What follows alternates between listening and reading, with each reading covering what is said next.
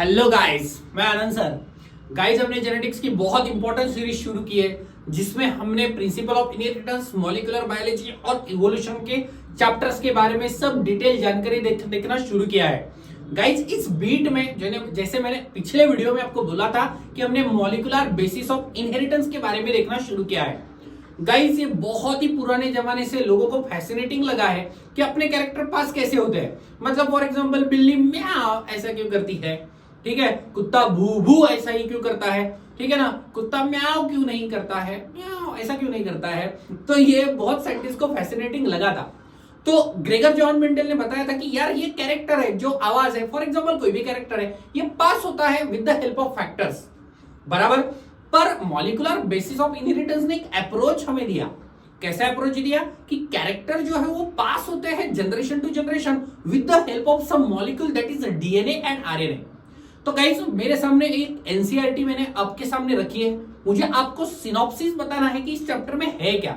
एक rapid synopsis देख लेते हैं और हमने अब तक जो जो पढ़ा वो वाया एनसीईआरटी भी पढ़ते हैं। हम लेक्चर्स लेंगे और एनसीईआरटी में क्या क्या बताया गया है इसका इंटरप्रिटेशन भी हम करेंगे। तो आपके सामने जो चैप्टर है जिसका नाम है मॉलिक्यूलर बेसिस ऑफ इनहेरिटेंस, बराबर। तो बहुत इंपॉर्टेंट टॉपिक आपके सामने बताया गया है। मैंने जैसे ही बताया कि यार यहाँ पे आपको हर चीज एनसीईआरटी में हर चीज बहुत ही इंटरप्रेटेड दी गई है, जिसका अच्छे से एनालिसिस करने के बाद में आपके मार्क्स की इंश्योरिटी इजीली हो जाती है। तो चैप्टर का आपका नाम क्या है? Molecular basis of inheritance. जैसे मैंने आपको पहले ही बताया था कि इनहेरिटेंस क्या है, transmission of character from one generation to another generation. जो भी कैरेक्टर है, फॉर एग्जांपल मेंडल ने कैरेक्टर लिया था स्टेम हाइट, जो पास होता है जनरेशन टू जनरेशन, इसको हमें इनहेरिटेंस कहना है। और इसके लिए कौन रिस्पॉन्सिबल है?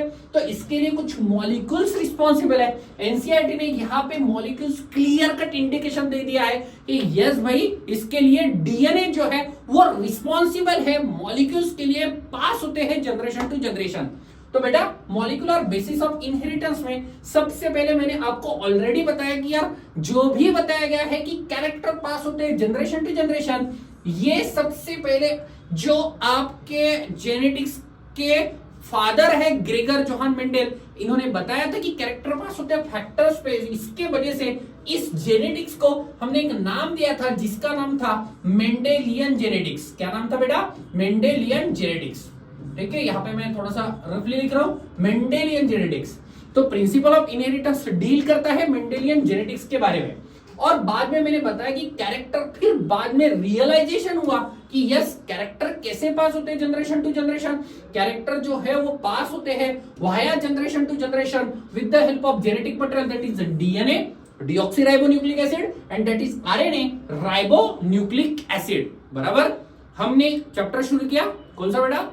Molecular basis of inheritance. Character pass हो रहे जनरेशन टू जनरेशन, मेंडल ने बताया कि with the help of factors. पर मॉडर्न जेनेटिक्स ये बोलता है कि कैरेक्टर पास होते हैं generation to generation with the help of the molecule known as DNA and RNA. So DNA के बारे में हमने ऑलरेडी बताया कि एक आपका जेनेटिक मटेरियल है, ये मैंने पिछले लेक्चर में बताया, एनसीईआरटी में यहाँ पे बताया गया है। आरएनए ये कुछ वायरसेस में जेनेटिक मटेरियल है, पर इसके और कुछ रोल है। फॉर एग्जाम्पल, मैसेज देना, एडिशनल कुछ रोल है, adapter molecule, structural molecule, catalytic molecule, ये सभी के बारे में आपको बताया गया है। तो आप जहां पे भी बात करोगे इस चैप्टर में हमें पढ़ना क्या है, तो ऑब्वियसली बताया कि डीएनए से हमें डीएनए बनाना है, तो इस प्रोसेस को हमें रिप्लिकेशन कहना है। तो एक डीएनए से आपके सेल में दूसरा डीएनए बनता है, इस प्रोसेस को आपको कहना है रिप्लिकेशन।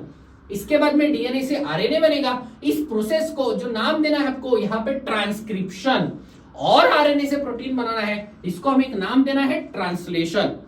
तो इस चैप्टर में ये पूरे कंबाइन प्रोसेस को हम और एक नाम देंगे जिसका नाम है सेंट्रल डोग्मा। क्या नाम देंगे बेटा? Central dogma. ठीक है, तो चैप्टर का सिनॉप्सिस आपके सामने है, देखो कितना सिंपल है। सबसे पहले मुझे एक बात बताओ, ग्रेगर जोहान मेंडल ने कैरेक्टर कैसे पास होते हैं? With the help of factors. Okay done sir, ये तो यहां तक क्लियर है। और मॉडर्न जेनेटिक्स किसके साथ में डील करता है? कैरेक्टर कैसे पास होते हैं? With the help of DNA. चलो, तो सबसे पहले इस चैप्टर में पहला जो पॉइंट्स आने वाला है, हम सबसे पहले किसके बारे में पढ़ेंगे? डीएनए के बारे में पढ़ेंगे। तो आप डीएनए यही अपना जेनेटिक मटेरियल है क्या? इसके बारे में साइंटिस्ट ने जो ट्राई किया, ये नंबर ऑफ एक्सपेरिमेंट हम search of the genetic material से पढ़ेंगे। उसके बाद में हम आरएनए के बारे में पढ़ेंगे, फिर डीएनए से डीएनए बनता है, रिप्लिकेशन के बारे में पढ़ेंगे जहां पे मैंने ऐसे बताया, फिर हम ट्रांसक्रिप्शन के बारे में पढ़ेंगे। फिर मुझे एक बात बताओ, आरएनए पे जो भी कोड दिया गया है उसको हम रीड करेंगे जेनेटिक मटेरियल से और उससे हम प्रोटीन बनाएंगे जिसका नाम है ट्रांसलेशन। टेक्निकली देखा जाए तो इन सब का रेगुलेशन जीन करता है। वैसे देखा जाए टेक्निकली मुझे ऐसा लगता है कि ये ऊपर रहना चाहिए था, क्योंकि जीन रेगुलेट करता तो सबसे पहले जीन्स के बारे में पढ़ना चाहिए था। और लेट इट बी, हम जीन्स कैसे रेगुलेट करते हैं पूरी प्रोसेस उसके बारे में पढ़ेंगे, और मॉडर्न जेनेटिक्स में ह्यूमन जीनोम प्रोजेक्ट और डीएनए फिंगरप्रिंटिंग के बारे में पढ़ेंगे।